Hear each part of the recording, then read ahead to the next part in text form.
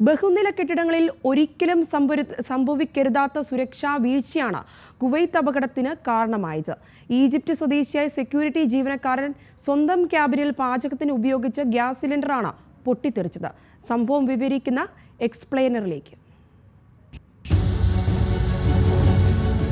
തെക്കൻ കുവൈറ്റിലെ അഹമ്മദി ഗവർണറേറ്റിലെ മംഗഫ് കുവൈറ്റിലെ ഏറ്റവും ജനസംഖ്യയേറിയ രണ്ടാമത്തെ ഗവർണറേറ്റാണ്. ലോകപ്രശസ്തമായ എണ്ണക്കമ്പനികളായ KOCയുടെയും KNPCയുടെയും ഒക്കെ ആസ്ഥാനം ഇവിടെയാണ്. കൊച്ചിയിലെ ക്രൗൺ പ്ലാസ ഉടമയും മലയാളിയുമായ KG എബ്രഹാം മാനേജിംഗ് ഡയറക്ടറായ NBTC കമ്പനിയുടെ ജീവനക്കാർ താമസിക്കുന്ന സ്ഥലം. കമ്പനിയുടെ സ്പോൺസർ കൂടിയായ കുവൈറ്റ് പൗരന്റെ ഉടമസ്ഥതയിലുള്ളതാണ് അപകടം നടന്ന ബ്ലോക്ക് 4 കെട്ടിടം. 195 പേർ താമസിക്കുന്ന കെട്ടിടമാണ്. അപകടം നടക്കുമ്പോൾ 20 പേർ നൈറ്റ് ഡ്യൂട്ടിയിലായിരുന്നു. ശേഷിക്കുന്നവർ എല്ലാവരും ഉറങ്ങുകയായിരുന്നു. 6 നില കെട്ടിടത്തിൽ പുലർച്ചെ 4 മണിക്കാണ് തീ പടർന്നത്.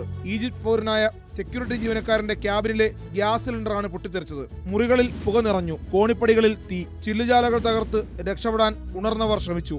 49 പേർ കൊല്ലപ്പെട്ടു. കൊല്ലപ്പെട്ടവരിൽ 19 പേർ മലയാളികളാണ്.